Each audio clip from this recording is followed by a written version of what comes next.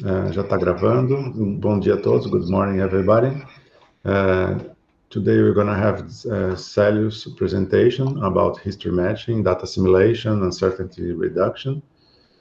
Célio, thank you very much for the seminar. According to the same thing we are doing last classes, Célio probably will talk in Portuguese, but if you have any question in English, please let him know at any time. And the same class was recorded last year by Célio. It's in our channel in YouTube. You can go there if you have questions in English, okay? So thank you very much, Célio. That's the word is yours. Thank you, Dennis. Bom, então eu vou fazer a apresentação em português. I'm going to present in Portuguese, but for those who don't speak Portuguese, may ask a question in English. Please feel free. Bom dia a todos. Obrigado aí, Dennis, pelo convite. Bom dia, Paulo. Então, hoje a ideia é a gente falar sobre o processo de assimilação de dados, né, e redução de incertezas. Vou passar aqui, deixa eu ver se está.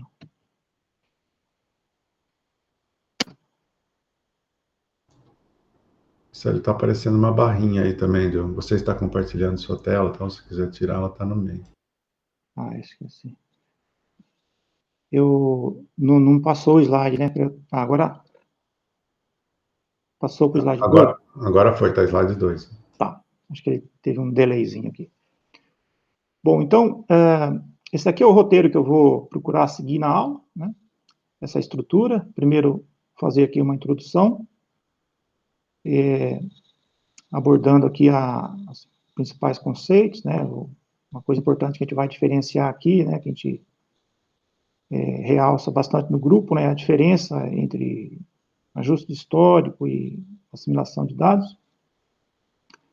Depois vou falar aqui dos aspectos gerais, né?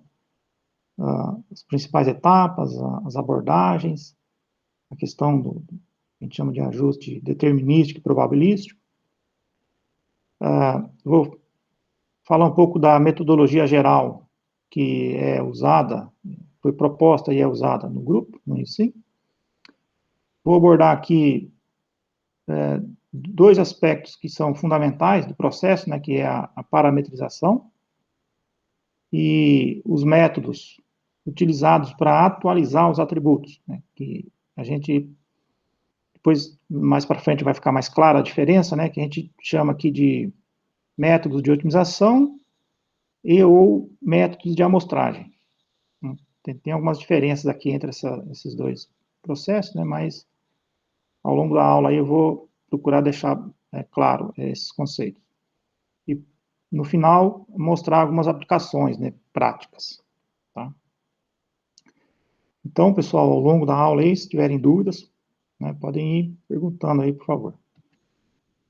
Começando aqui com a introdução.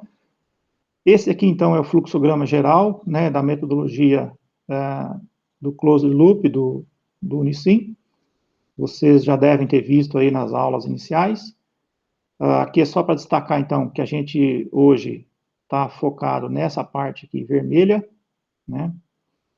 Embora, como vocês podem já perceber, tem uma grande interface, né, uma grande interação com essa parte verde. Então, de alguma forma, o ciclo, né, se a gente observar aqui, né, o ciclo ele se fecha junto com a parte verde, né? Então, que é a parte aqui de caracterização de reservatórios, né? De forma que o processo, então, de assimilação de dados, ele pode ser feito aqui de duas formas, que a gente pode, basicamente, dividir aqui. A gente pode voltar no processo, né, lá no modelo geológico,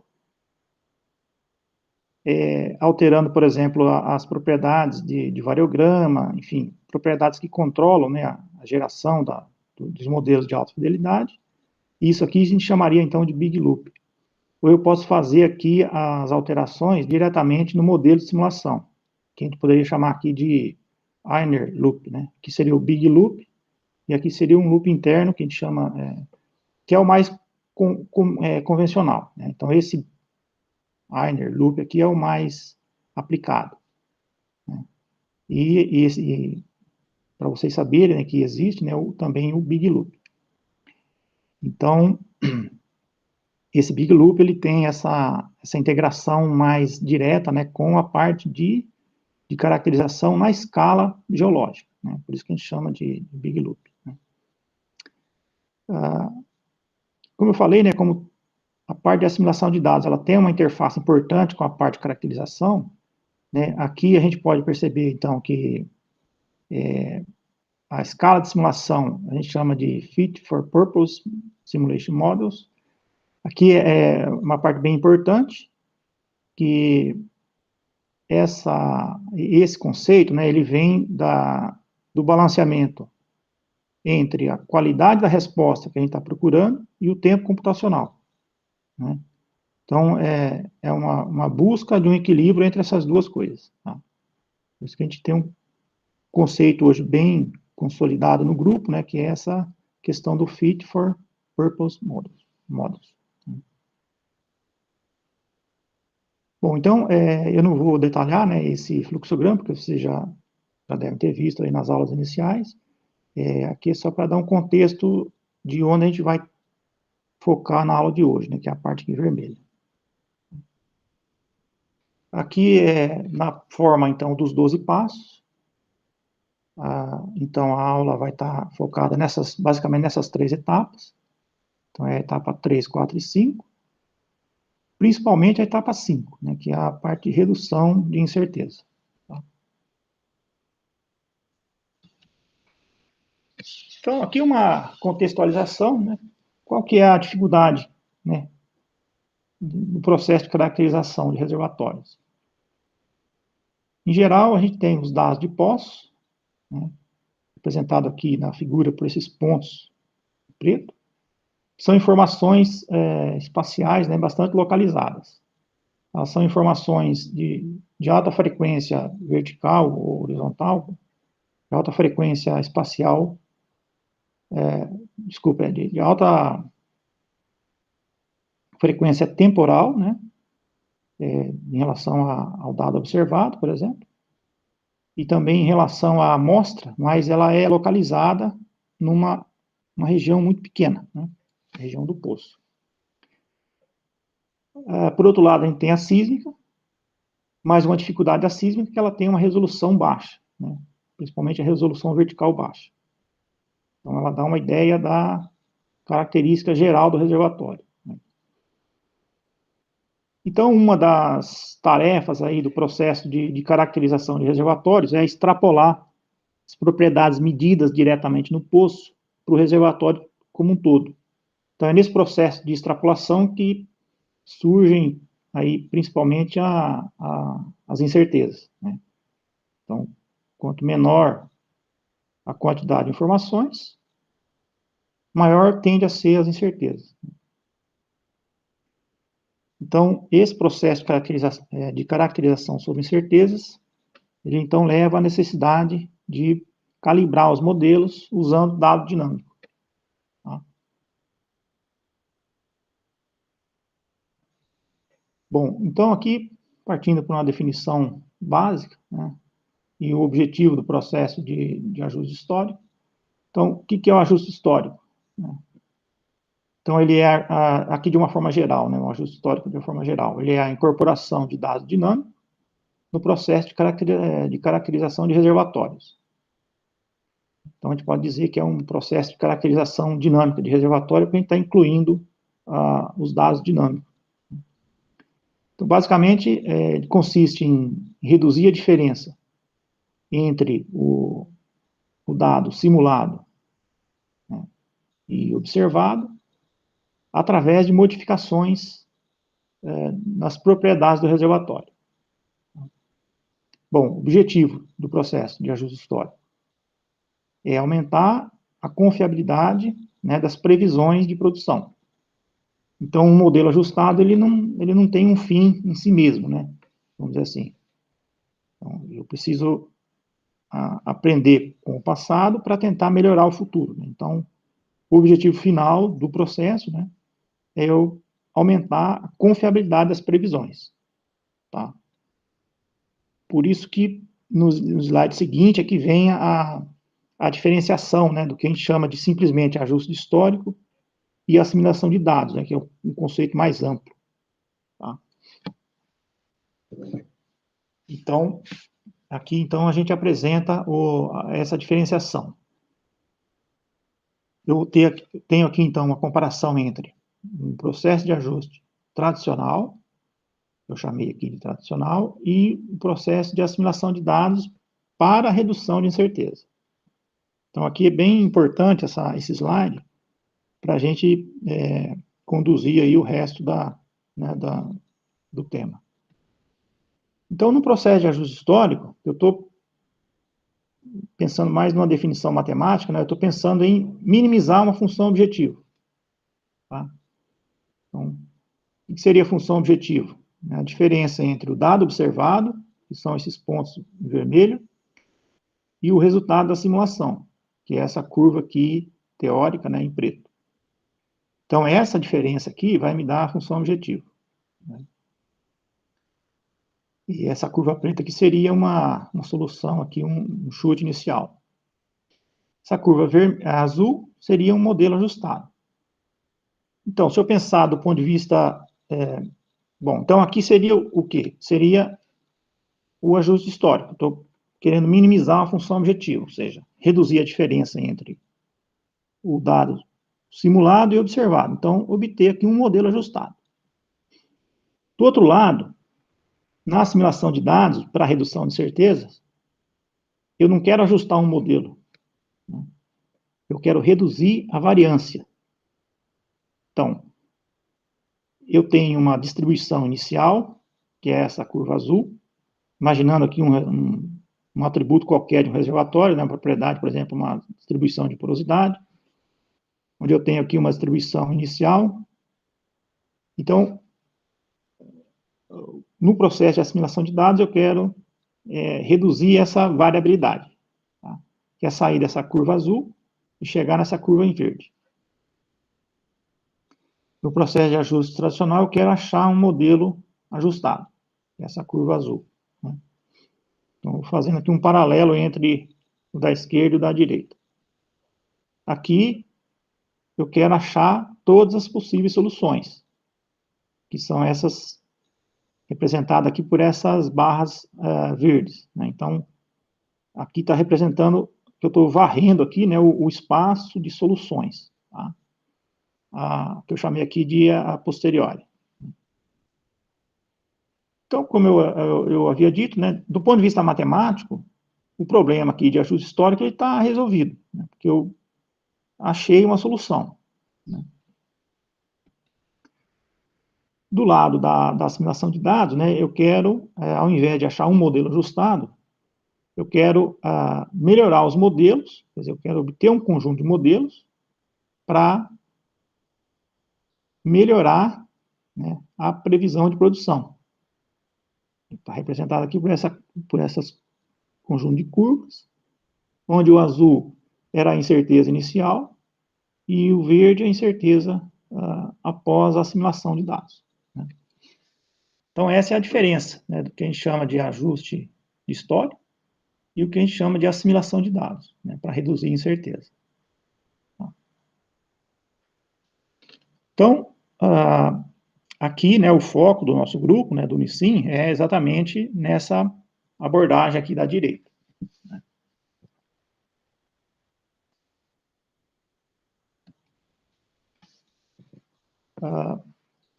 Agora, falando aqui um pouco sobre a questão de como conciliar, né, a informação a priori e o dado dinâmico.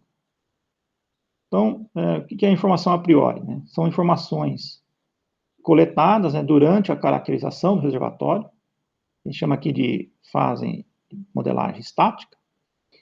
Por exemplo, dado de poço, né, perfis de poços, Sysma 3D. Isso vai gerar, então, um processo de caracterização estático, né, que vai me levar a um conjunto de modelos a priori. Então, para ilustrar, vamos imaginar aqui que a gente tem... Esse daqui seria o nosso... vamos imaginar que esse daqui é o nosso reservatório real. Então, ele tem aqui um canal de alta permeabilidade, né, que está ligando esse injetor e esse produtor. Esse canal tem esse formato aqui. Tá? E a informação a priori, ela me levou a modelar, né, ela me permitiu modelar esse canal. Perceber tem umas diferenças aqui, né? Então, no reservatório real, o canal ele conecta o injetor com o produtor, né? Aqui no modelo a priori, não é feita essa conexão, né? O canal está um pouco deslocado. Então, ele tem a informação a priori, e a gente tem aqui o dado observado. E, né, após o posto produtor produzir por um período, ele gerou esses dados observados. Então, vamos ver como é que seria essa questão. Como é que eu trabalho o equilíbrio entre a informação a priori e o dado observado. Então, como é que, no final das contas, o processo de assimilação de dados ele vai ser uma balança, né, entre essas duas informações. Então, solução 1. Eu poderia ter essa solução. Tá? Bom, do ponto de vista matemático, podemos perceber que a solução foi atingida. Consegui ajustar o modelo, né, ao dado observado. Qual que foi a estratégia? Estabelecer aqui um canal linear, né, ligando o injetor ao produtor. Então, dá para perceber que essa solução 1, ela não tem nada a ver com a informação a priori. Tá? Porque o reservatório real eu não conheço. Então, aqui, vamos dizer assim, a informação que eu tenho para comparar é com a informação a priori, que foi o modelo que eu gerei baseado nas informações. Né? Então, aqui a gente percebe que a informação a priori, ela foi totalmente, digamos assim, entre aspas, né, destruída. Né? Se a gente pensar na balança aqui, aqui nessa figura, eu dei um peso grande para o dado observado e um peso muito pequeno para a informação a priori. Tá? Então, é o que mostra essas duas figuras aqui. Então, essa solução 1, se a gente pensar do ponto de vista do dado observado, ela atende, ela está ajustando. Né? Mas do ponto de vista geológico, digamos assim, da informação a priori, ela não é válida. Tá? Se eu pensar numa outra solução, solução 2. Na solução 2, se a gente observar aqui o formato do canal, ele está muito parecido com a informação a priori. Então, aqui é o contrário da solução 1. Eu dei um peso muito grande para a informação a priori, mas, por outro lado, o modelo não ficou bem ajustado. Então, aqui, a balança aqui desequilibrou para o outro lado. Certo? Então, entre esses dois extremos, que reside o dilema do processo de assimilação de dados. Né? Sempre vai existir uma solução nesse meio, tá? Que essa que é a dificuldade. Saber quando eu estou pendendo muito para um lado ou para o outro, às vezes não é muito intuitivo, né? Então, esse que é o grande desafio, assim, um dos principais desafios, né? Ou seja, como é que eu faço o ajuste sem destruir, né, o realismo geológico? Então, esse é um dos principais desafios. Então, se a gente imaginar uma solução 3, parecida com essa, aí a gente consegue o que seria o ideal. Eu estou honrando a informação a priori, porque se a gente observar aqui o canal, ele está bem representativo da minha informação a priori, né, e conseguir ajustar o dado observado. Então, eu tenho um equilíbrio aqui, nesse caso aqui, um equilíbrio perfeito, né, entre o dado observado e a informação a priori. Ou seja, em outras palavras, eu estou conseguindo ajustar, mantendo o realismo geológico. Tá? Então, essa aqui que é vamos dizer assim, um dos principais desafios do processo. E o reservatório real é o reservatório, né? Aqui, esse modelinho seria o reservatório real, que é o que eu não consigo medir, né, de forma direta, e é o que eu quero representar.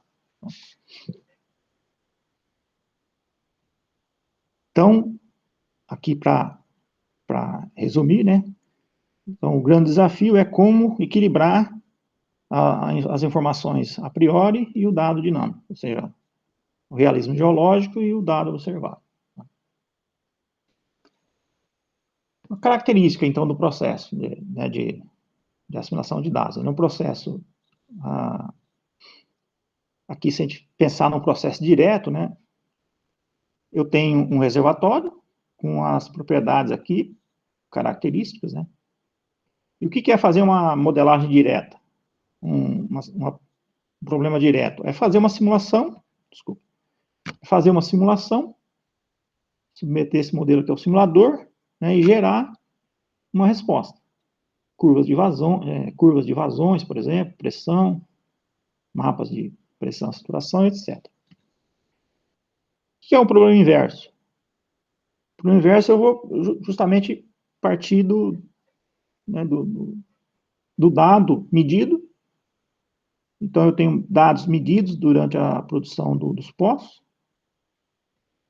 e vou querer justamente estimar as propriedades do reservatório que geraram, que tem mais chance de gerar aquela solução. Né? Então, isso é um processo inverso, que eu vou usar um simulador aqui, vou iniciar com estimativas de propriedades, vou calcular a saída, comparar com o dado observado e fazer esse processo iterativo. Tá? Características aqui em gerais do processo. Né? Então, é um problema inverso, onde a solução é conhecida, né? O input é conhecido, o output é conhecido, ou seja, aqui os dados observados, e as propriedades são desconhecidas. Eu tenho múltiplas soluções, ou seja, diferentes combinações podem resultar em ajustes semelhantes. É um problema não linear, onde normalmente a saída varia de forma não linear com a entrada. Isso dificulta, né, do ponto de vista dos métodos de otimização e amostragem. Além disso, eu tenho incerteza, então, nos dados observados. Além de eu ter incerteza na própria caracterização do reservatório em si, eu tenho incerteza também no dado observado. Essas incertezas, elas são provenientes de próprios erros de medida, problemas de rateio, né, de vazões, e assim por diante. E, como eu falei no slide anterior, a dificuldade em preservar o realismo geológico. Tá? Então, essas aqui são as principais características do processo.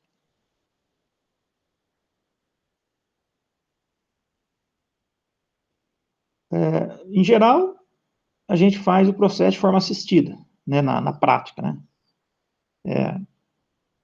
E o processo manual seria eu fazer modificações do modelo de simulação de forma toda manual, enviar essas simulações para o simulador, comparar com as curvas observadas e fazer todos os processos de forma manual. Processo assistido, eu vou fazer isso de forma semi-automática, né?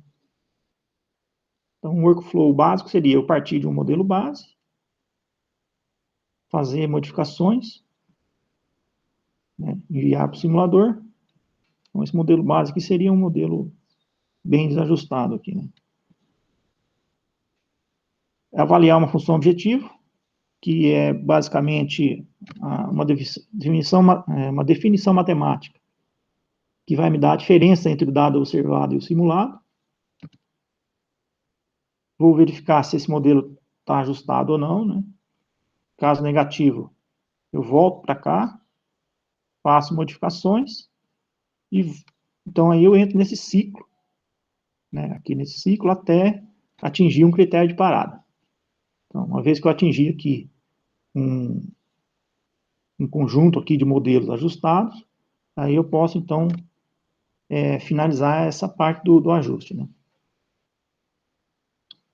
Aqui é mais para dar uma ilustração aí do que seria um processo assistido. Se fosse um processo manual, poderia pensar nesse ciclo também, só que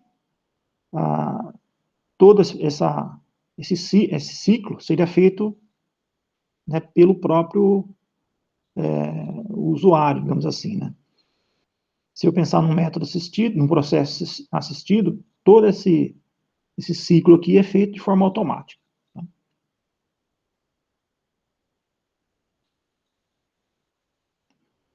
Bom, agora eu vou iniciar aqui uma abordagem mais gerais para a gente entender características básicas, né, do processo de ajuste histórico. Né? Então, quando eu falo ajuste histórico, né, vocês lembram, né, lá daquela comparação, ele está, digamos assim, embutido ali, né? Ele, de alguma forma, é o início, né, do processo mais amplo, né? Então, se a gente pensar aqui, quais as principais etapas, né, para eu iniciar o processo como um todo? Primeiro, vou montar o modelo de simulação informando, né, alguns dados de histórico, para condicionar o modelo de simulação. Como condição de contorno, então, a gente normalmente informa a vazão de óleo ou líquido. Tá? Então, a gente vai montar o modelo de simulação com as condições de contorno. Né? Pensando lá naquela metodologia de 2 etapas, seria a etapa 3, né? Que seria calibrar um pouco do 2 e da 3, né? Então, a gente vai gerar um modelo de simulação, preparar esse modelo para as etapas seguintes de assimilação de dados. Depois é feito um diagnóstico. Esse diagnóstico é verificar se esse modelo está consistente, se esse modelo inicial ele está consistente, né? Se ele está honrando a vazão informada, verificar inconsistências, por exemplo, se tem alguma completação errada, né? Algum poço completado em bloco em aquífero, por exemplo, algo desse tipo. Observar dados observados, analisar os dados observados inconsistentes, por exemplo, pontos outliers e etc. Então, aqui do lado direito, eu mostro um exemplo onde um modelo aqui em verde, ele está honrando a vazão informada, que no caso aqui é a vazão de óleo. Então, tá ok. Notem que esse outro modelo aqui, essa outra curva em azul, ele está tão ruim, né, que a pressão aqui cai muito, até atingir um valor mínimo aqui. Depois eu vou falar um pouco dessas condições de contorno, né, como é que a gente define. Mas ele atinge uma pressão mínima aqui muito baixa, e notem que a vazão aqui cai muito. Então, esse é um problema que tem que ser já observado nessa fase aqui de diagnóstico, né? Porque esse modelo aqui, esse modelo azul aqui, ele não está bom para prosseguir com as fases seguintes. Então, não adianta eu querer fazer, por exemplo, um processo probabilístico, uma assimilação de dados, com um modelo muito ruim, né? Então, a primeira coisa é verificar o que poderia causar isso daqui. Então, uma possível causa, por exemplo, é que na região do poço, por exemplo, desse poço aqui, né, o volume está muito baixo, por exemplo, muito baixo, muito fora do que seria esperado, né? Então, aí o poço, ele não vai... Ou seja, aquela região do poço não tem volume suficiente para produzir o que está sendo aqui informado. Então, eu teria que fazer uma correção prévia desse modelo para calibrar. Feito esse diagnóstico e as possíveis correções. A fase 3, né, é o ajuste histórico ou assimilação de dados, propriamente dito. E, finalmente, a etapa 4 seria a previsão de produção. Na previsão, que é extrapolar, então, um modelo, né, para o futuro, existe aqui uma preocupação de verificar o que acontece na transição entre o histórico e a previsão. Então, na fase de histórico, a gente informa como condição de contorno a vazão, que pode ser de líquido ou óleo, normalmente, e na previsão, a gente muda a condição operacional, né? Ao invés de impor a vazão, as condições de previsão são condições de pressão mínima, por exemplo, ou outras condições, né, mais elaboradas, onde entra restrições de grupo, plataforma e etc. Né? Mas para a gente simplificar aqui por enquanto, né, nessa transição, então, é feita uma mudança de condição de contorno de vazão para pressão. E nesse momento, se o IP do poço estiver muito descalibrado, né, vai aparecer aqui um salto de produtividade. Né? Então, ilustrado aqui com essa curva verde. Então, embora esse modelo aqui esteja bem ajustado, ao trocar de condição operacional, se o IP estiver muito descalibrado, né, então vai ter esse salto aqui na produção. Tá? Depois percebam que ao longo da produção, né, aqui até que está realçado, mas ao longo da produção, essa diferença acaba diminuindo um pouco. Então, se a gente pensar numa previsão de longo prazo, isso aqui pode não ser tão crítico, embora não é ideal, mas por uma previsão de curto prazo, é muito importante fazer essa correção. Então, no grupo, tem pessoas estudando, né, tem metodologias já desenvolvidas e sendo aprimoradas, para, já no início do processo de assimilação de dados, colocar a calibração do IP como ou seja, atributos do poço, né, que vai impactar o IP já no início do processo de assimilação, para reduzir essa diferença quando for feita a previsão. Então, um exemplo seria colocar o WI, né, do poço como um atributo incerto, já no início. E para capturar essa diferença, um procedimento no penúltimo tempo do histórico, trocar a condição operacional de vazão para pressão. Então, a vazão de óleo, por exemplo, é informada até o penúltimo tempo, e no último tempo é informada a BHP, observada. Né? Com isso, vai aparecer a diferença de vazão aqui no último tempo, que vai medir, então, o problema de produtividade.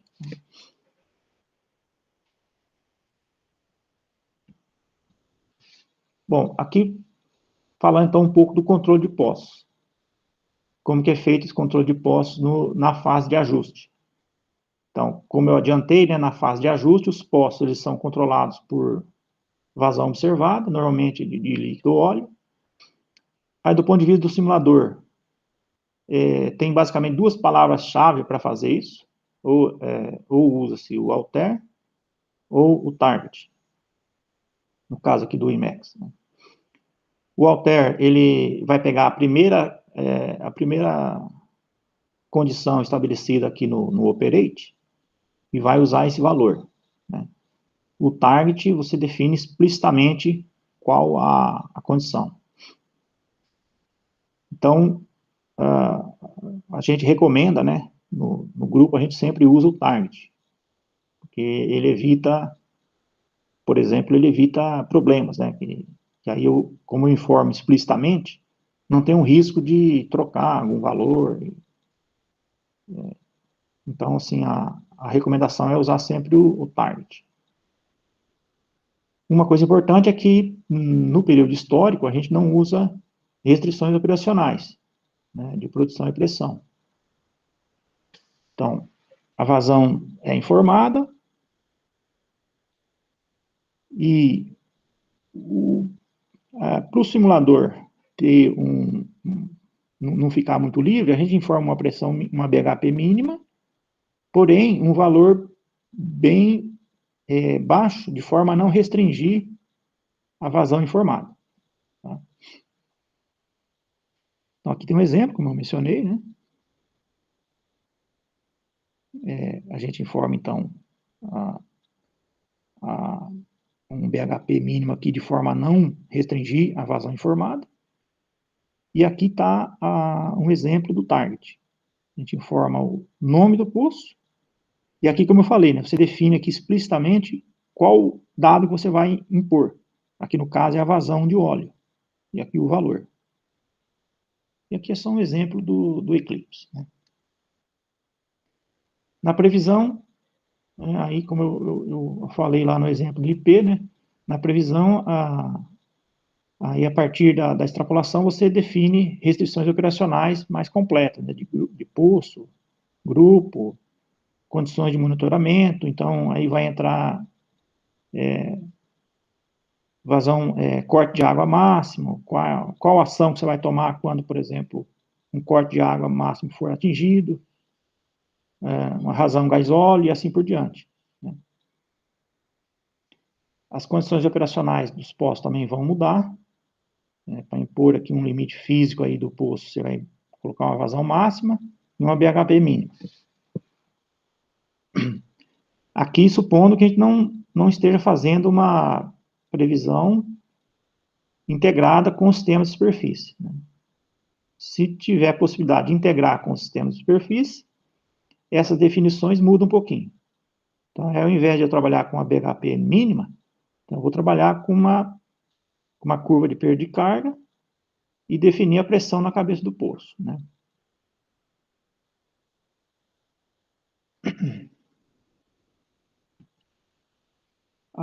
Como informar, então, o histórico? Isso isso aqui é uma coisa bem importante que pode ser causa assim, de vários problemas. Né? Se não tiver esse procedimento de informar o dado observado, né, no modelo de simulação, se ele não tiver bem feito, ele pode gerar problemas, efeitos colaterais aí que pode dificultar o processo de forma, né, desnecessária. Então, qual a recomendação? Né? Qual é o procedimento aqui?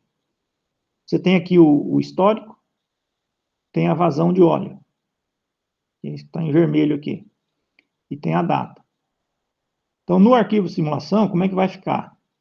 Aqui eu tenho a data inicial, aí tem aqui as definições, os poços, etc.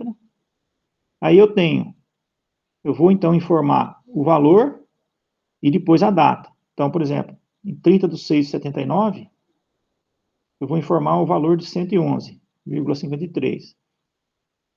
Né?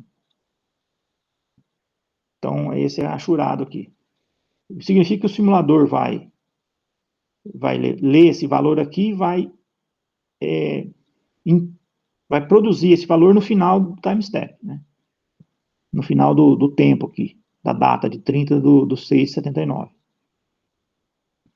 Próximo dado, que seria o 960. Ele vai produzir 960,9 no final do 31/7, e assim por diante.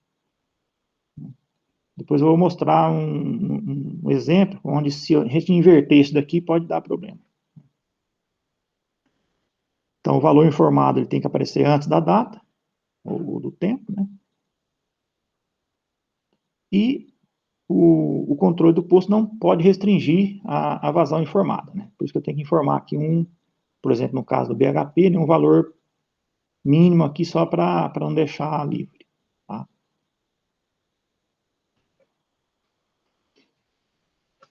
Um exemplo aqui, né, de um uso indevido, né, do limite de BHP. pegar aqui um poço, um exemplo aqui do NIS1D, em verde, em azul aqui a gente tem o dado observado de vazão, em verde a curva simulada, em vermelho o histórico de pressão, né? Os pontos aqui são o histórico de pressão e a curva vermelha o BHP simulado. Então vamos imaginar, por algum motivo, foi definido um BHP mínimo aqui de 200, né? 200 kgf por centímetro quadrado no simulador, no modelo de simulação. O que acontece? O simulador ele vai honrar aqui a vazão até esse ponto aqui. Aqui o poço está fechado. Aí o poço abre. Aí a pressão vem caindo. Subiu quando fechou, caiu de novo. Aí atingiu o limite mínimo de 200. Ó, veja o que acontece. O dado observado de pressão está aqui embaixo e a pressão limite foi atingida aqui em cima. Nesse momento, o simulador vai passar a trabalhar a pressão constante e olha o que acontece com a vazão. Ele passa a não honrar a vazão. Então, isso aqui tem que ser evitado, né? Isso aqui está errado, né? Esse limite de BHP ele tem que ser um valor mínimo aqui, de forma a não limitar a vazão informada. Certo? Então, só fechando aqui, né? O objetivo é, então, eu informo a vazão aqui, no caso, a vazão de líquido, e eu vou querer ajustar a pressão. Então, a pressão é um dado a ser ajustado. Por exemplo, se eu informar a vazão de líquido, aí eu vou precisar ajustar a vazão de óleo e de água, né? Se for um campo que tenha produção de água, né? Se eu informar a vazão de óleo, aí eu vou precisar ajustar a vazão de água, né? E verificar a de líquido, e assim por diante.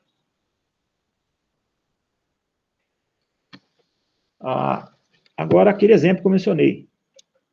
Como que ficaria se o valor informado for o valor a ser imposto ao simulador for informado de forma incorreta? Então, vamos analisar aqui um exemplo.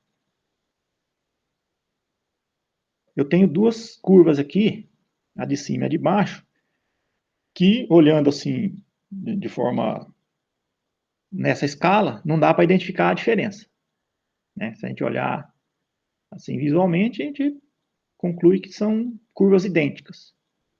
Essa azul, né?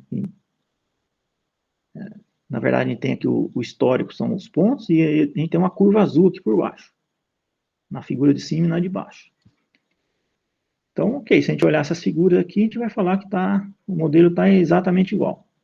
Do lado esquerdo, a gente tem um gráfico da função objetivo, dessas duas curvas aqui. Depois eu vou falar um pouco melhor, né? Aqui é uma função objetivo normalizada, depois, mais para frente, eu vou detalhar, mas por enquanto é só para a gente identificar a função objetivo de cada curva. Então, aqui existe um ponto aqui que é correspondente a uma dessas duas curvas. Então, a tarefa aqui seria, eu consigo identificar qual curva corresponde a cada ponto desse? Olhando nessa escala, eu não consigo, né? Qual que seria o amarelo, qual que seria o verde, né, desses aqui? Então, a princípio, eu não consigo identificar, né? Agora, se eu der um zoom nessa região, veja o que acontece. Então, a correta é essa daqui, de cima. Veja que aqui não dá nem para ver, mas eu tenho, ó, se eu olhar de baixo, eu tenho aqui pontos azuis e os vermelhos. Os vermelhos são o histórico e os azuis são os tempos simulados. A curva simulada, porém, se a gente perceber aqui, a gente vê que tem uma defasagem. A gente começa do início aqui, ó, já tendo uma defasagem. Essa curva aqui, azul, ela foi obtida informando o dado depois da data. como eu falei lá, né? Tem que informar antes da data. Então, aqui, ó, informando depois, olha o que acontece, ele causa uma defasagem. Essa defasagem é suficiente para gerar aqui um desajuste, né? Uma diferença aqui considerável na função objetivo. Tá? Quando a gente olha assim, né, nessa escala, não dá para identificar. Então, esse tipo de problema, né, já foi assim, motivo de dor de cabeça, né, para casos mais complexos que foram abordados no grupo. Um caso de Norne, por exemplo, o modelo lá da Equinor, né,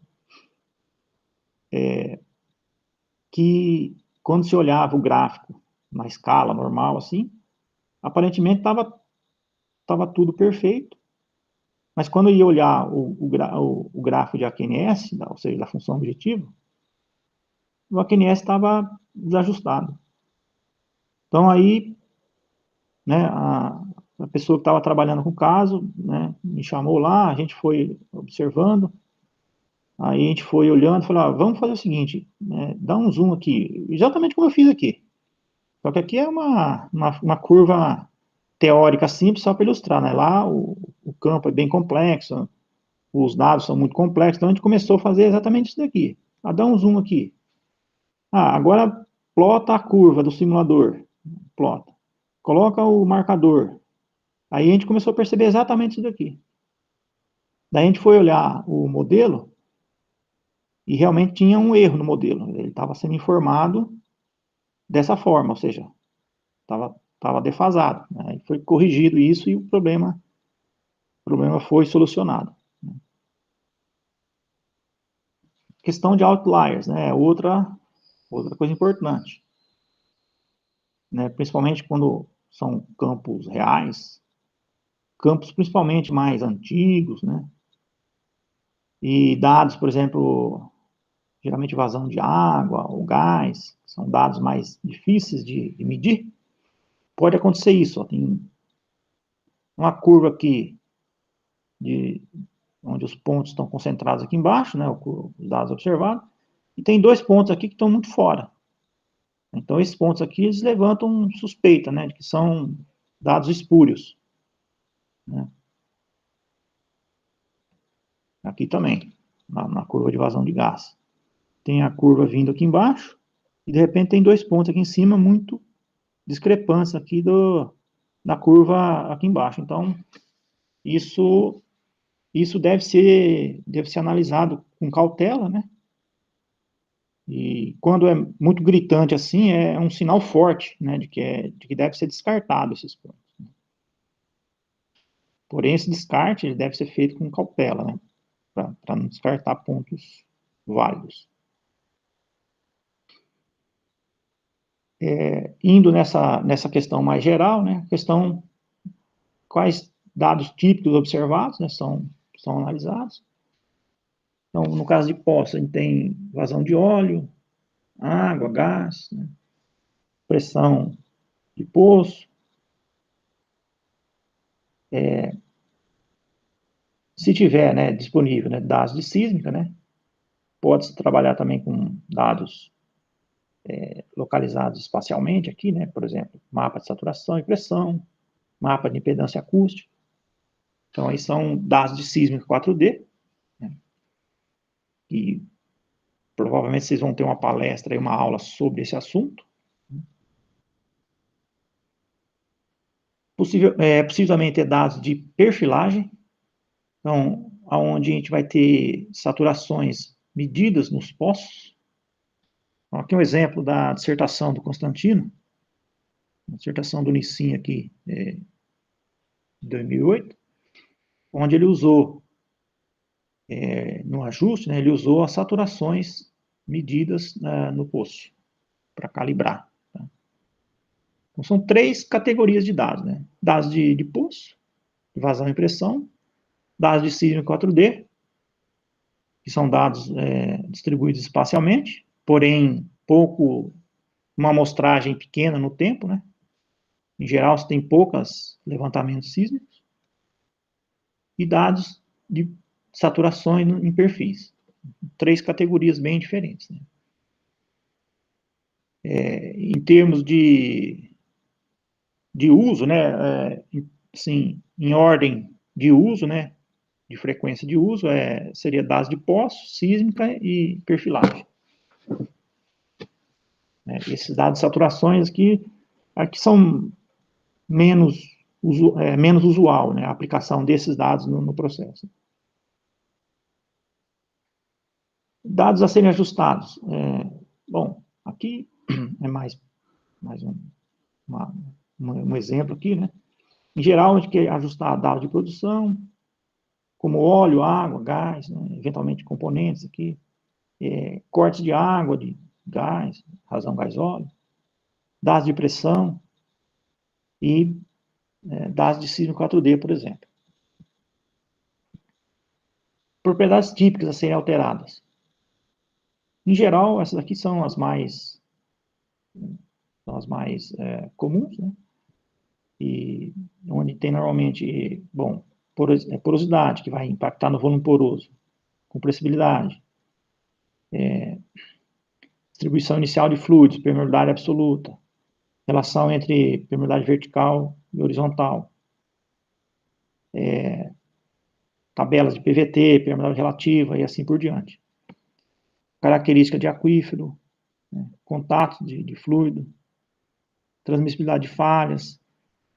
E aqui, né, naquele nível final que eu falei, né, um nível mais local no poço, propriedades que afetam o IP do poço e outros. Então, esse aqui seria um rol aqui de propriedades assim que engloba a maior parte dos casos. E outros casos dependem, né, de cada reservatório.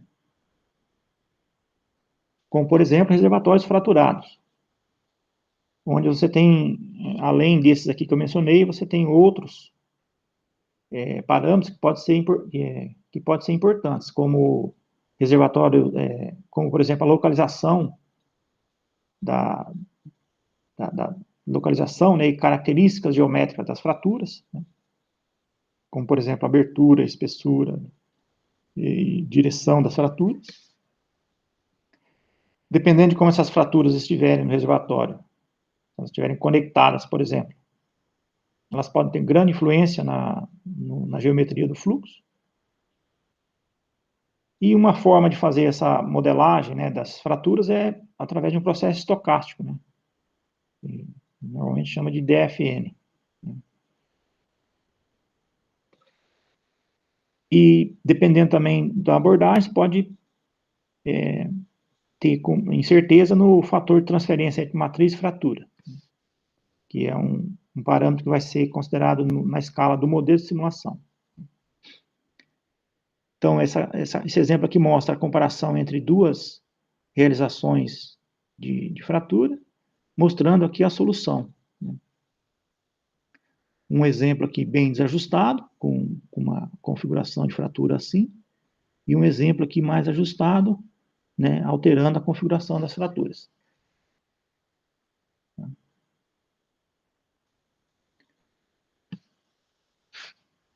Bom, agora, então até aqui foi aspectos mais gerais, né,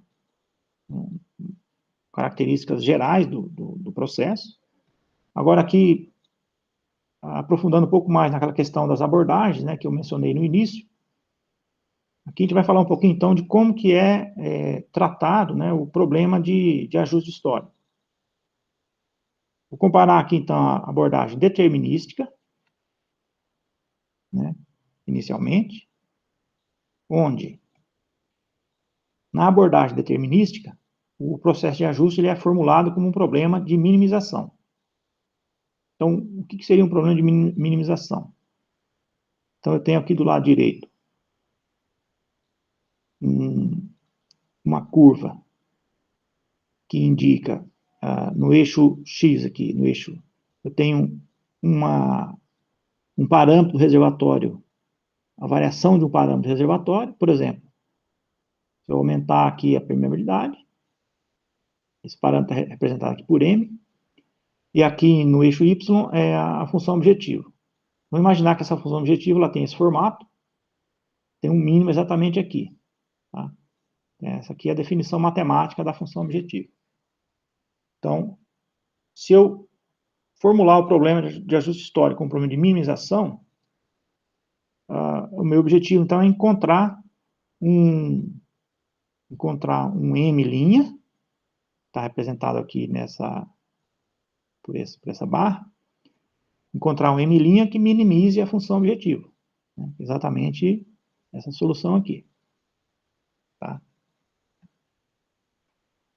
Então, como eu falei lá no começo, né, do ponto de vista matemático, essa solução, esse problema está resolvido, porém, essa abordagem ela é insuficiente para tratar a questão das incertezas. Tá? Do outro lado, a abordagem probabilística. O problema de ajuste ele é formulado como um problema de amostragem. Então, agora eu não quero minimizar uma função objetiva. Né? Eu quero encontrar múltiplos modelos em contexto probabilístico. Então, aqui, ao invés de eu trabalhar com uma função objetiva, eu vou trabalhar com uma distribuição de probabilidade, onde eu vou, então, amostrar essa distribuição,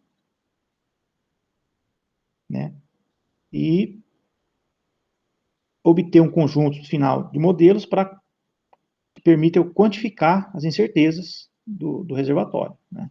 Incerteza na previsão e assim por diante. Então, qual o objetivo da abordagem probabilística? Né, que se enquadra dentro do nosso conceito de assimilação de dados. Né? Então, é reduzir a incerteza, tanto na caracterização, e aqui, por exemplo, eu estou reduzindo a incerteza desse atributo, né, a variância desse atributo, da azul para a verde, e na previsão de produção, onde eu tenho um conjunto de cenários aqui inicial, né, com essa incerteza, que dá para ver aqui com toda essa faixa de incerteza, e no final eu tenho um conjunto de modelos com uma incerteza reduzida. Tá? Bom, essa aqui é a comparação entre as duas abordagens principais. Né?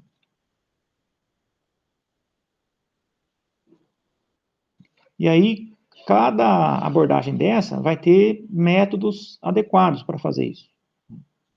Então, só para adiantar aqui, né, se eu estiver preocupado em achar uma solução, por exemplo, aqui, se eu aplicar um método de Newton, um método de gradiente, eu vou achar essa solução aqui bem rápido. Né? Pensar aqui num problema simples, né, com pouquíssimas amostras aqui, eu consigo, pouquíssimas avaliações da FO, né, eu consigo chegar aqui rapidamente na resposta. Obviamente, pensando num problema côncavo como esse, né, que tem só uma solução. Agora, se eu quero fazer uma amostragem, aí eu tenho que usar um método diferente. Então, é nesse sentido que existe métodos de otimização e métodos de amostragem. Em relação à complexidade do problema, né, em relação ao comportamento da função objetiva. Vou fazer aqui uma comparação. Dependendo da parametrização que eu usar, essa função objetiva ela pode ter um comportamento bem ruidoso, né? Como está mostrando aqui nesse gráfico. Esse gráfico ele mostra o seguinte: aqui eu tenho dois parâmetros, né? Aqui nesse eixo seria a correlação do alcance do variograma. Então aqui eu tenho um modelo onde o alcance do variograma ele vai dar o comprimento aqui desses canais aqui, dessas feições, né? De alta permeabilidade. Tá vendo? Você tem aqui a distribuição desses canais, né? E aí você tem esse alcance do variograma vai dar, então, esse comprimento. Aqui, nesse problema, esse variograma, esse alcance, ele está variando entre aqui, 400 e 1.200. Então, vai mudar bastante o tamanho desses canais aqui, tá? E esse outro eixo é a inclinação, é o ângulo desses canais. que é esse azimuth. Tá? Então, o canal ele pode mudar tanto de comprimento quanto de direção. Tá? Esse ângulo ele pode variar aqui entre menos 90 e 90. Obviamente que esse aqui é um exemplo, só para ilustrar, né? Que na prática, com dados de sísmica e poços, etc., a incerteza não é tão grande assim, né? A gente consegue pelo menos saber a direção, a gente consegue pelo menos ter uma ideia da direção dos canais, por exemplo, com a sísmica, né? E aqui é só para ilustrar. Mas vejam que, considerando essas incertezas, a função objetiva ela fica bem complexa, né? Você tem aqui muitas regiões de alto e baixo, né? Isso aqui para um método de otimização ou amostragem é muito complexo, né? Para conseguir achar todas as soluções aqui. Tá? Só para, né, mostrar como que foi feita essa curva aqui, né? Cada parâmetro desse foi discretizado em 30 níveis e combinando todos os níveis, né? 30 vezes 30 dão 900 combinações. E então essas 900 combinações foram simuladas e calculou-se a função objetiva. Então, gerou essa superfície aqui, né? Essa superfície de resposta. Então, isso aqui é para mostrar que, dependendo da parametrização, nesse sentido que eu falei, né, da não linearidade do problema. Então, você vê que você tem uma superfície de resposta completamente não linear.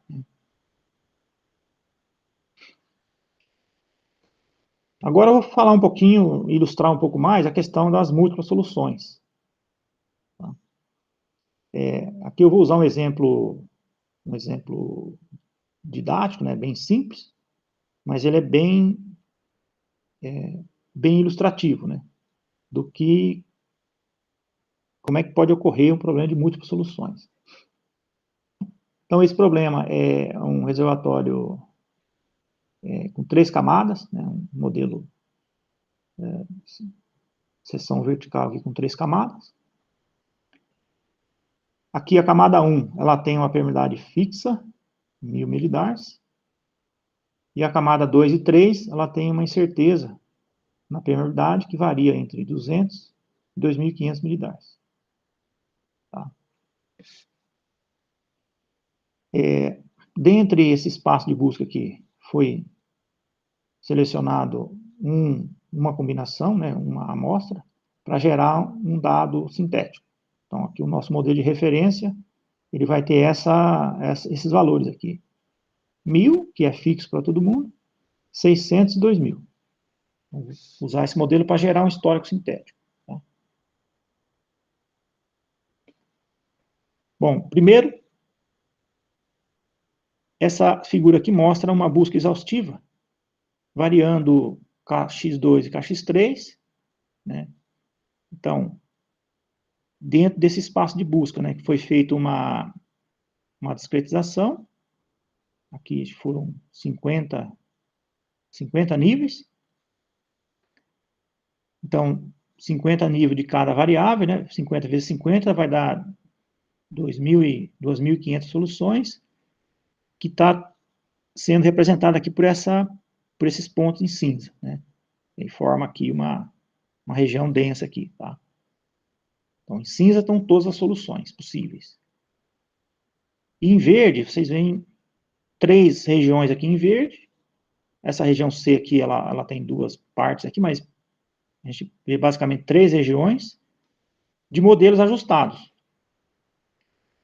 Cada ponto verde aqui é um modelo que foi ajustado, né, de acordo com o critério lá da função objetivo do AQNS. O AQNS menor é igual a 1, ou seja, ele está dentro da tolerância definida, né, então ele está ajustado. Bom, então, notem que é um problema com 2 variáveis apenas, é um problema simples, e notem que a função objetiva ela é bem complexa. Né?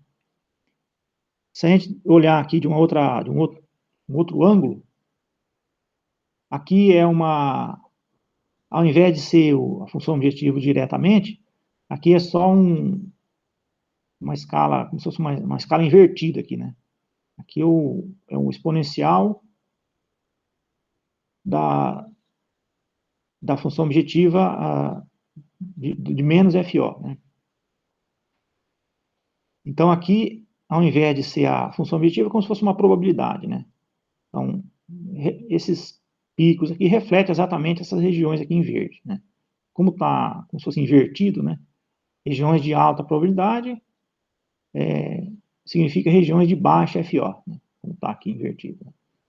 Então, eu gosto dessa figura aqui só para que ela ajuda a ilustrar bem, né? Como que acontece que você vê que fica uma região aqui entre essas regiões de máxima ou de mínima, né? Parece eu costumo comparar com um deserto, né? Imagine que você tem um deserto onde esses picos aqui são os oásis, você tem os oásis, né? E aqui entre esses oásis você tem o deserto, né? A areia. Então, essa é a dificuldade, né? Se a gente fizer um paralelo aí entre uma pessoa lá no deserto, bem no meio aqui da areia, para ele achar um desses oásis aqui, fazer um paralelo com a dificuldade que um método de otimização ele vai ter. Um método de otimização ele partir aqui do meio, né? Se ele, por exemplo, começar a caminhar, ele vai chegar aqui num oásis e vai parar por aqui, né? Ele já vai estar bem cansado, né, com sede, aí ele vai chegar nesse oásis e vai parar aqui. E não vai querer mais procurar outros oásis, né? Ele vai ficar parado aqui. Então, essa é mais ou menos fazendo um paralelo aí com o método de otimização, né? Bom, mas vamos seguindo aqui para entender, continuar entendendo o problema. Por que aconteceu esses mínimos, né? Se a gente olhar aqui, ó, do lado esquerdo, aqui tem um mapa de saturação, depois de 480 dias de produção e injeção. Então, vamos correlacionar esses mapas de saturação com as regiões aqui de máximo e mínimo. As regiões de modelo ajustado. Então, se a gente pegar aqui esse primeiro mapa de saturação, o que a gente observa? Né? Que a água injetada está vindo pela camada de baixo, camada 3. Tá? Essa configuração é justamente esses pontos aqui, ou seja, KX2 baixo e KX3 alto, certo? Ó, camada de baixo, né, KX3. KX3 alto, KX2 baixo. Então, gerou esse conjunto aqui de soluções. O conjunto B de soluções, aí inverteu. Aí o KX2 alto, KX3 baixo. Tá? Simplesmente inverteu, né? A água agora vem pela camada do meio. E, adicionalmente, a gente tem a região C. A região C, o que vai acontecer? Tanto a KX2 quanto a KX3 são baixas. Tá? Bom, mas a água tem que ir por algum lugar. Né? Por onde que a água vai, então? Pela camada de cima. Lembre que a camada de cima está fixa em 1000 milidars. Como as camadas 2 e 3 são baixas, tem permeabilidade baixa, a água vai por cima. Tanto nessa configuração quanto nessa. O que vai dar essas duas regiões aqui descontínuas?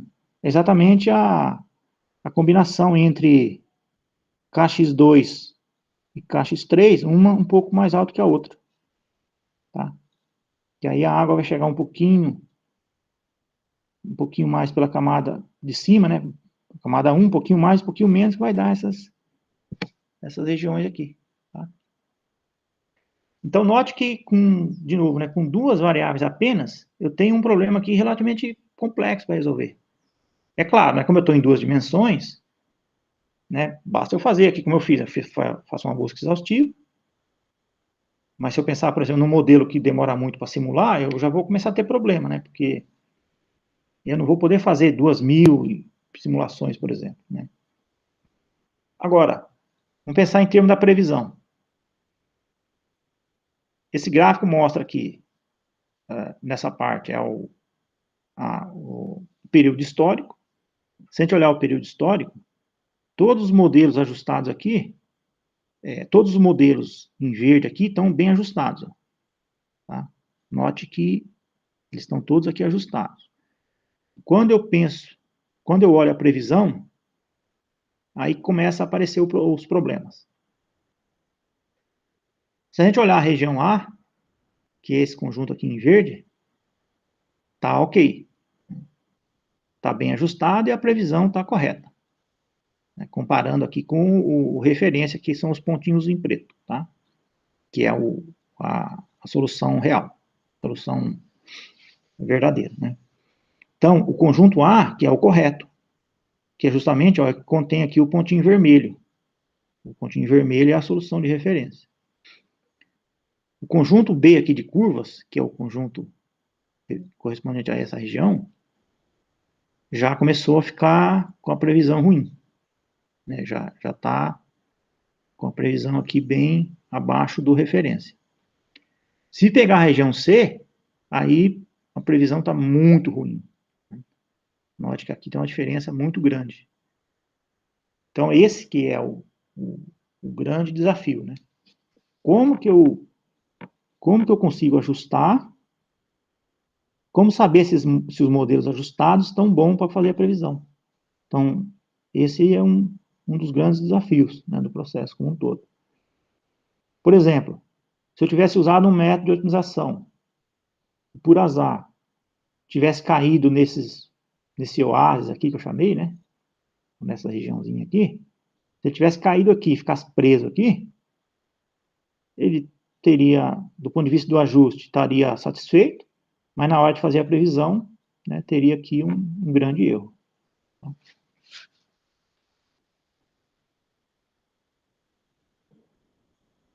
Bom, como é que esse tipo de problema pode ser resolvido? Né? Tem duas formas aqui de resolver. Não necessariamente são soluções simples. Né?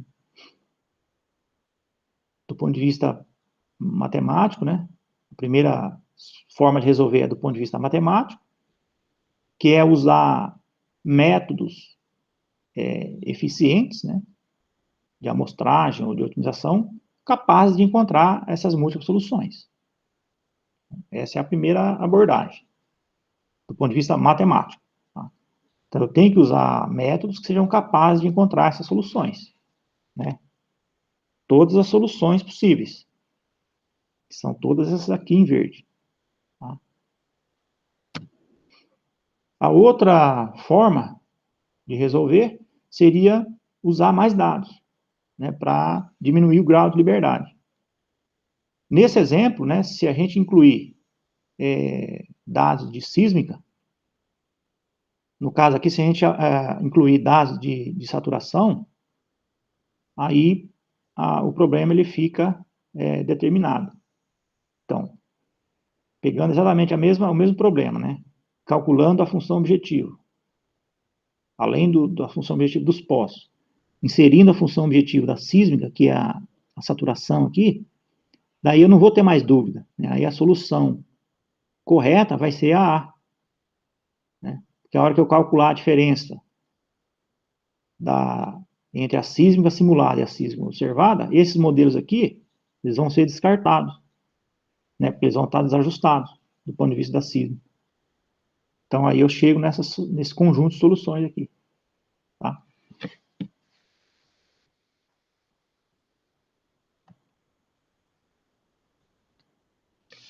Bom, então, até agora foram aspectos mais gerais, né? Do processo como um todo. Agora eu vou falar um pouco em termos de metodologia, né? A metodologia geral, né, que foi proposta pelo Unicim. Aqui tem um fluxograma geral, então, dessa metodologia. Né? Ela é composta aqui, basicamente, por 15 passos. Né? Eu vou agrupar aqui fazer uma divisão aqui em grupos, né, de passos. Então, no início, a gente tem esses 3 passos aqui correspondem basicamente a fazer uma caracterização sob incerteza. Aqui eu vou definir as minhas tolerâncias, né, para os dados observados, e vou definir aqui o processo, que, em geral, né, a gente usa o processo de redução de incerteza, né, assimilação de dados para redução de incerteza. Depois eu parto aqui para um conjunto aqui de processos, né, de passos que vai que eu chamei aqui de análise. Então, vou gerar modelos, simular esses modelos e fazer um diagnóstico. Esse diagnóstico a gente vai usar o AQNS. Depois entra aqui, então, num processo iterativo com 3 alterações principais. Então, depois desse passo 6, então, eu vou chegar aqui nesse passo 7 e vou ver se os resultados são aceitáveis ou não. Né? Se não, eu vou partir para esse processo iterativo com 3 possibilidades. A primeira delas é verificar se o modelo numérico está ok. Então, esse passo 8 é ver se, por exemplo, o modelo de poço está adequado para representar, né, aquele problema, se tem algum problema numérico qualquer que está fazendo com que a qualidade da solução não seja boa. Né? Numérico, nessa fase, né, é analisar se tem algum problema para ser corrigido. A outra possibilidade, outro processo é realizar a atualização dos atributos. Se o modelo numérico estiver ok, eu vou partir aqui para o passo 10 e vou verificar se tem necessidade de mudar a parametrização ou não. Se não, eu vou atualizar os atributos. Se tiver necessidade de mudar a parametrização, né, vamos supor que eu adotei uma parametrização inicial, o modelo numérico está ok, fiz aqui esse loop, mas os resultados não estão satisfatórios. Eu tenho um comportamento que está muito enviesado, por exemplo, todas as soluções estão enviesadas por um lado, do histórico, por exemplo, né? Então, isso pode levantar a necessidade de eu mudar a parametrização. Isso é até comum de acontecer. Então, se for verificada a necessidade de reparametrização, né? Então, aí eu vou partir aqui para o passo 11, revisar a caracterização, né? E aí prosseguir com a atualização de atributos. Tá? Então, essa parte aqui ela é muito importante, né? Quer dizer, se a parametrização não estiver bem feita, não vai resolver muito. Assim, independente do método que eu aplicar, por mais que seja um método muito eficiente e eficaz, não vai resolver o problema. Então, às vezes eu tenho que voltar voltar lá na etapa 1, no caso, né? E revisar a caracterização. De repente, uma falha que não foi mapeada, né, por exemplo, que precisa ser inserida, né, para conseguir representar bem os cenários. Tá?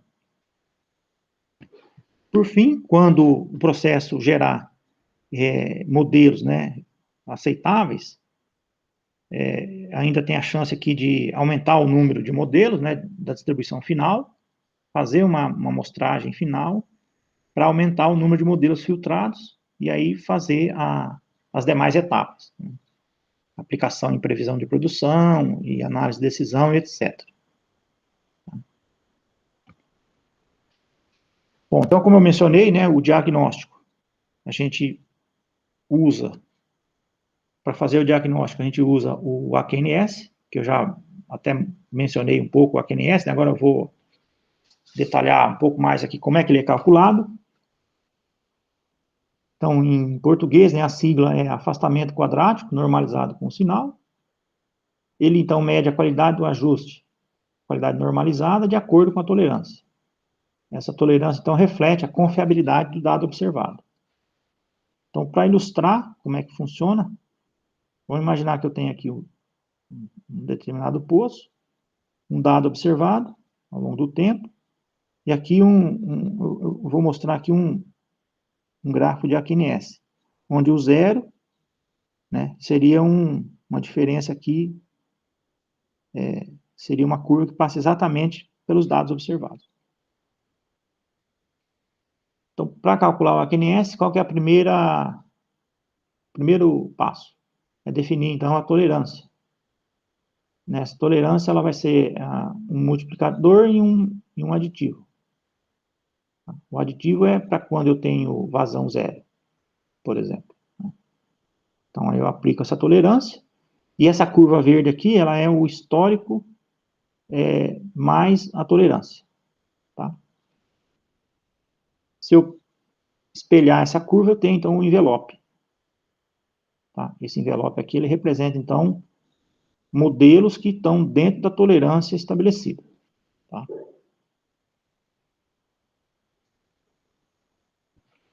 No gráfico da QNS, essas curvas verdes, elas estão representadas justamente pelo valor mais 1 e menos 1. Tá?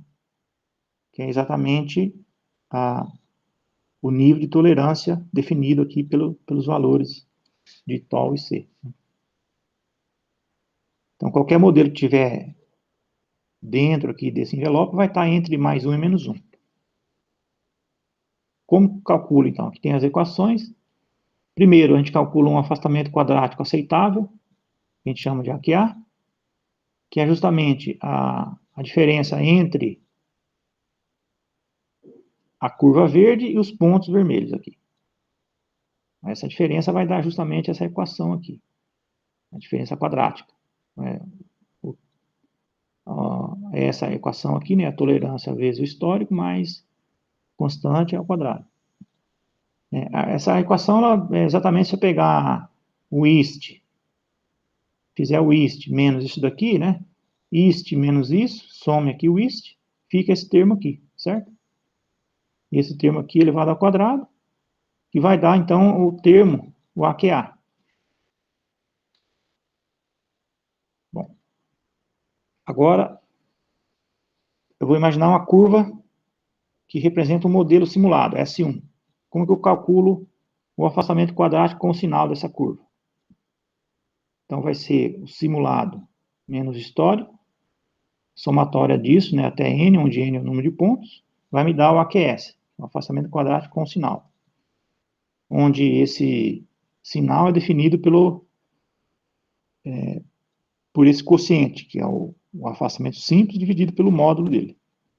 Então, isso aqui vai me dar o sinal.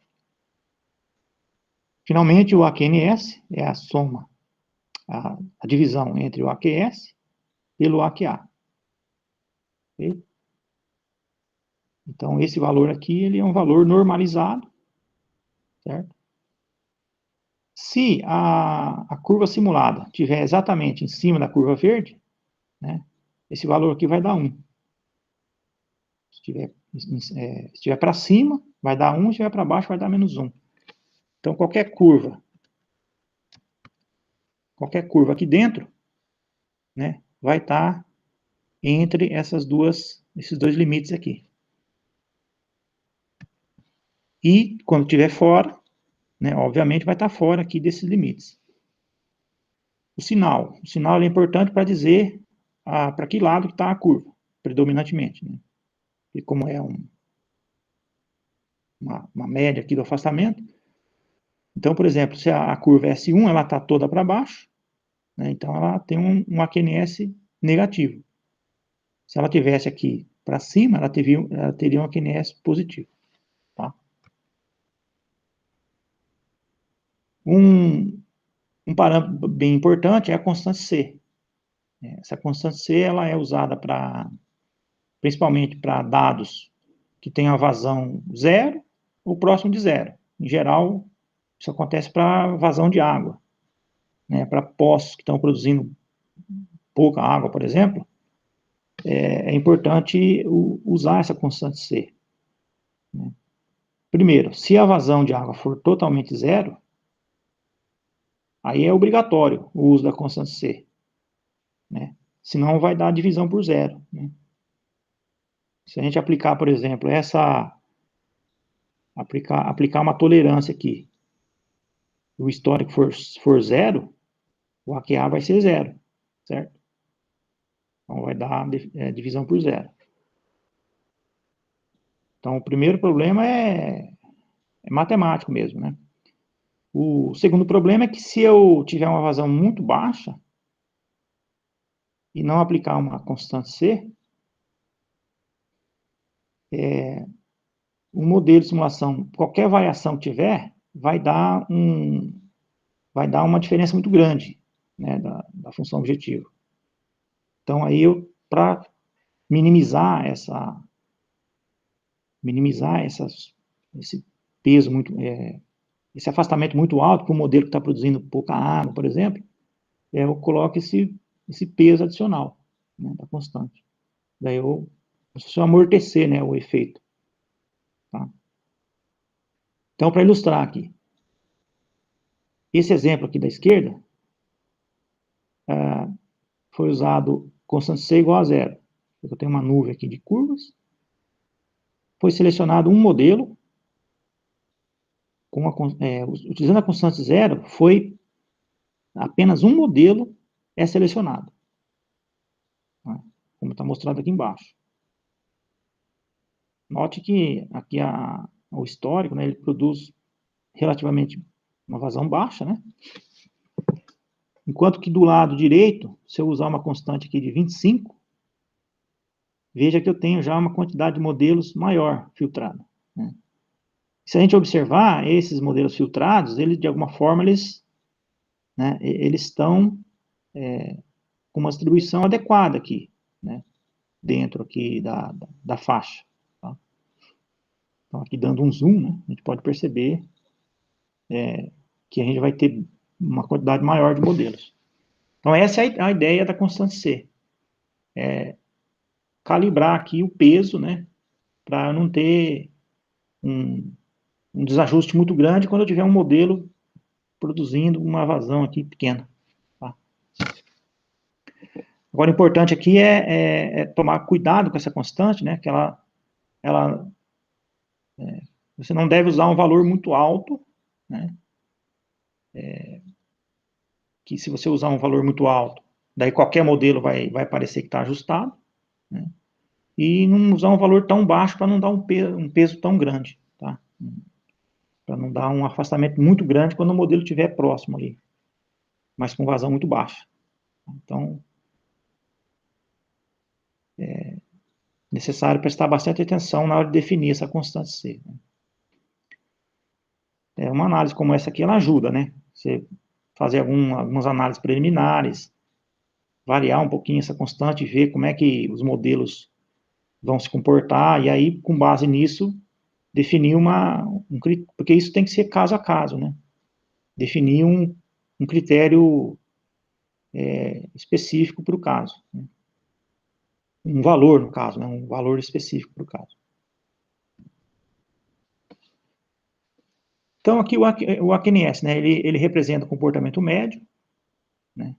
Então, a gente pode ver que não necessariamente um modelo com AQNS baixo, ele vai estar a curva toda dentro aqui da faixa, né? Aqui esses modelos estão com AQNS entre mais 1 e menos 1, tá? Então, não necessariamente ele vai estar sempre dentro da faixa. Então, ele pode ter um períodozinho aqui um pouquinho maior, mas depois ele vem e entra aqui dentro da faixa, né? Isso é normal porque é uma somatória aqui de todos os tempos, né?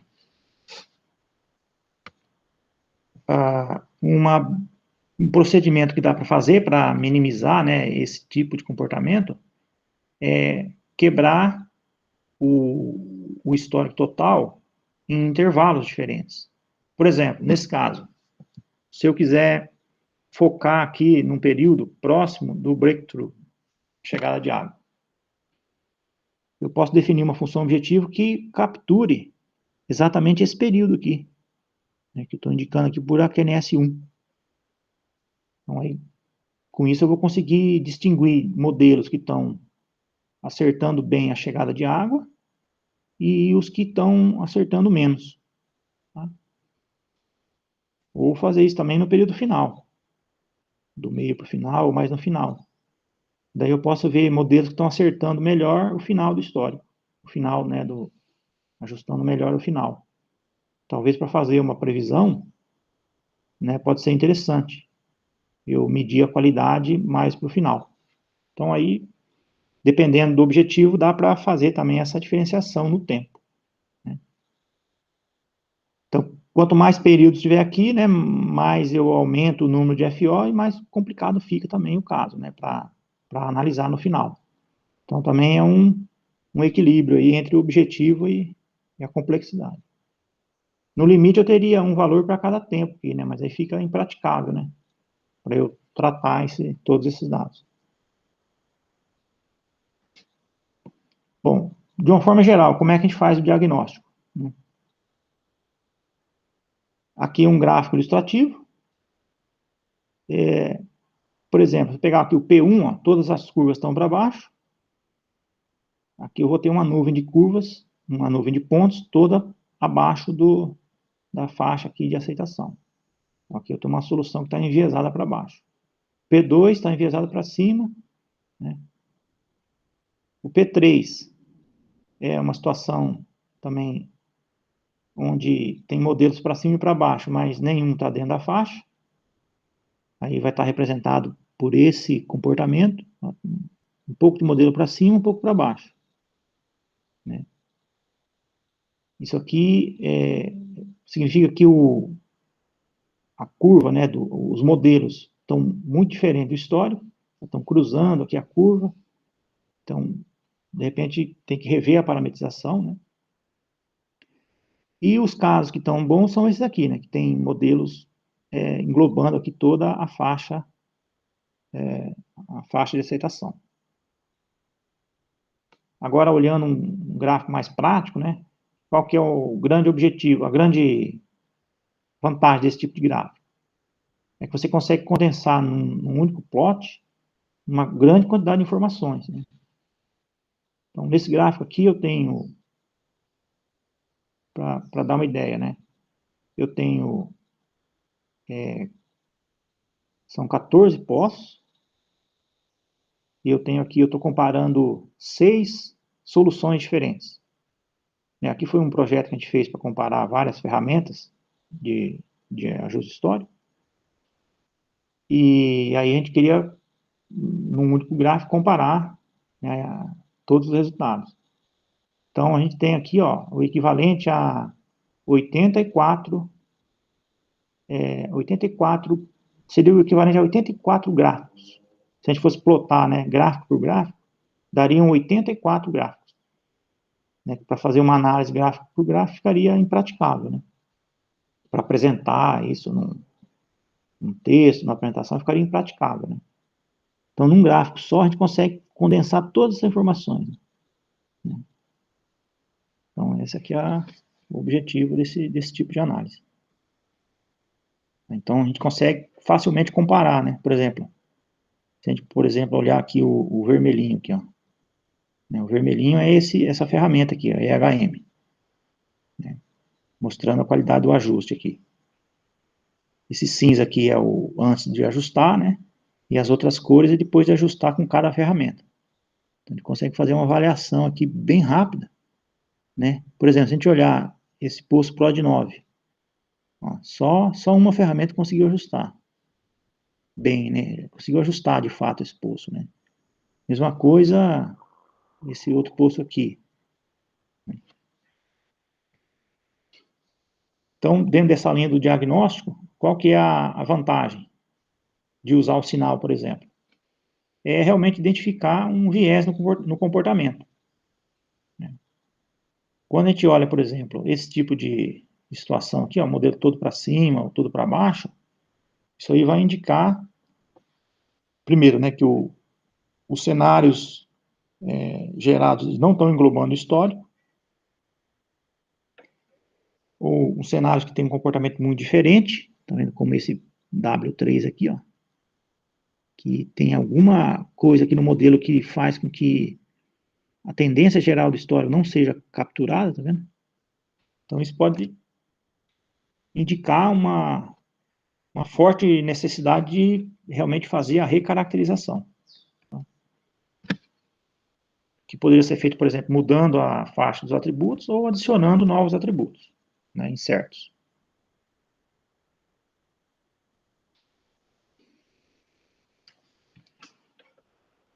Bom, o Denis, acho que tá ouvindo normal aí, né? O Pablo. Tá normal, sério. Certo. Tá, pessoal, só reforçando aí, né, que caso alguém tenha alguma dúvida aí, alguma coisa, pode ir. Não é muita informação aí, pode ser que, mas qualquer dúvida aí pode ir perguntando aí.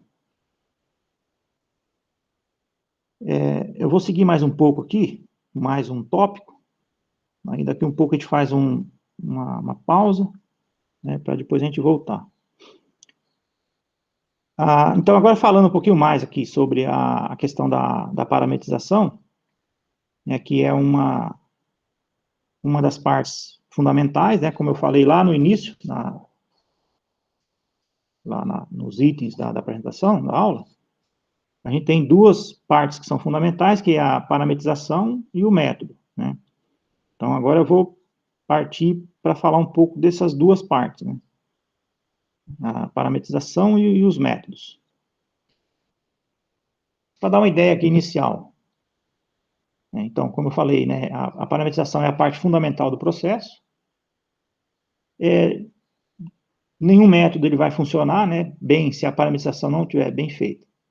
Então, vou imaginar que eu tenho um espaço de busca aqui inicial, que seria uma parametrização inicial aqui, tá? Mas vou imaginar que a solução está aqui fora.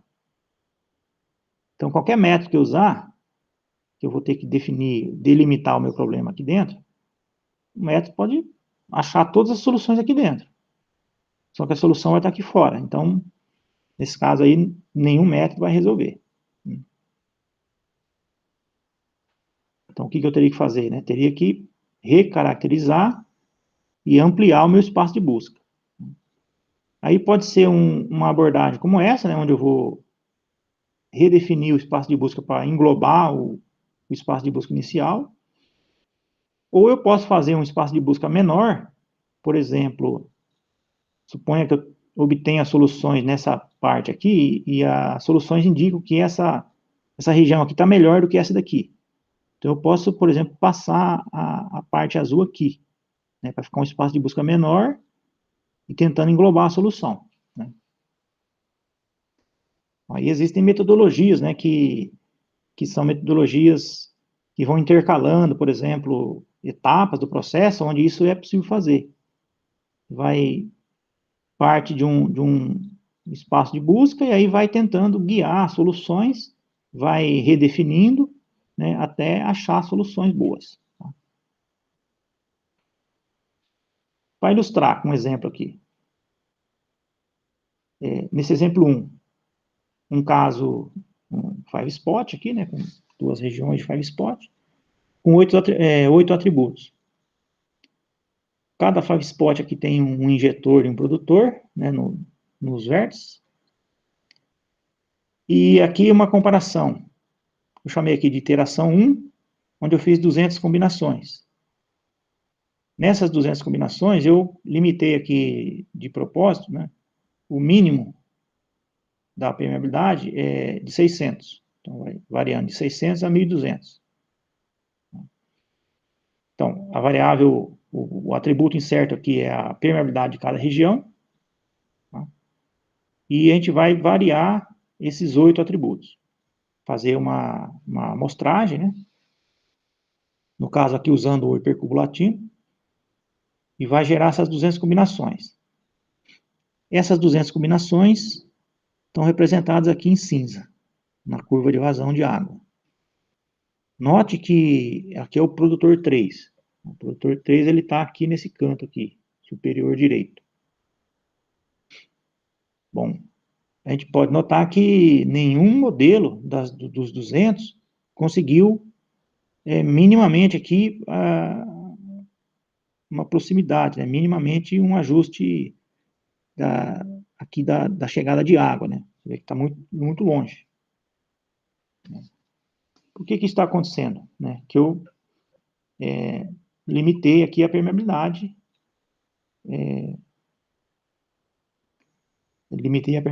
de todas as regiões, e o que acontece é que esse injetor aqui, ao invés de injetar, da água injetada por esse injetor vir aqui para o 3, ele vai mais para o 8. Né? E como eu estou aumentando, como a tendência é eu ter permeabilidades maiores, a água do injetor 2 ela acaba indo para o produtor 6. E ela demora mais para chegar aqui no produtor 3, né? Que é o que está mostrando essa solução aqui na esquerda. Né? Quando eu refaço as combinações usando o mínimo de 100, que agora eu estou ampliando um pouco aqui a variação, colocando permeabilidades mais baixas, daí a gente já tem um comportamento diferente. Olhando agora esse gráfico aqui da direita, eu já tenho modelos aqui dentro da faixa de aceitação, modelos bem ajustados. Né?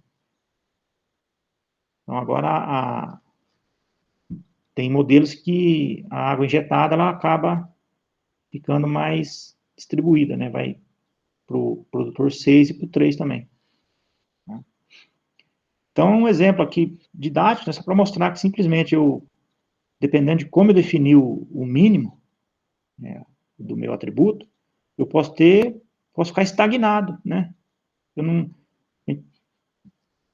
ou seja, aqui está mostrando que eu não consigo, nessa parametrização aqui, com mínimo de 600, eu não consigo modelos, eu não consigo nem chegar perto aqui do histórico. Isso assim, é usual, assim, esse tipo de problema é normal, assim, em casos práticos mesmo, né, de como definir corretamente essas distribuições.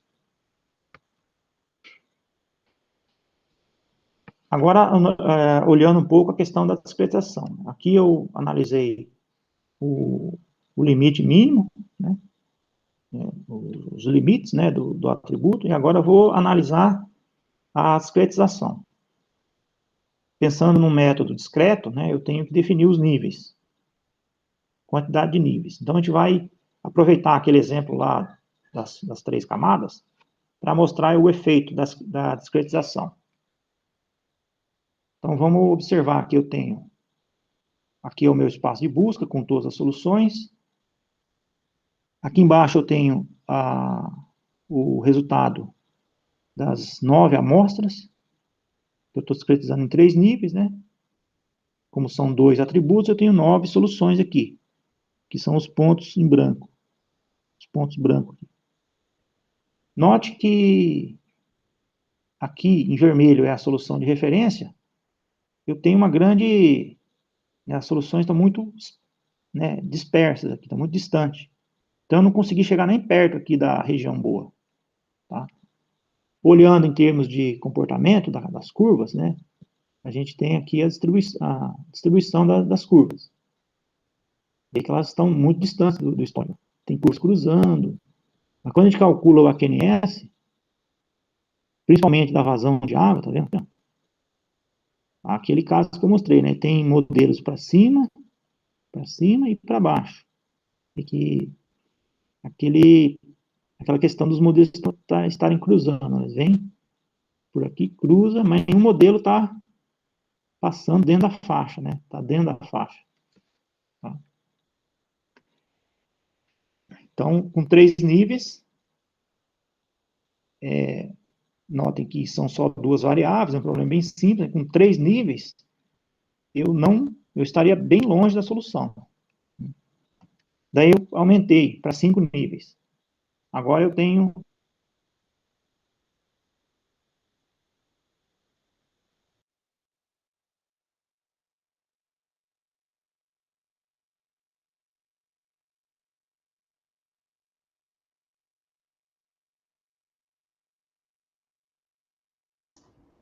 Célio?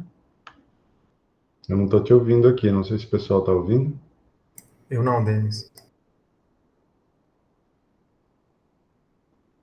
Eu acho que caiu a ligação dele. Acho que a conexão dele caiu. É.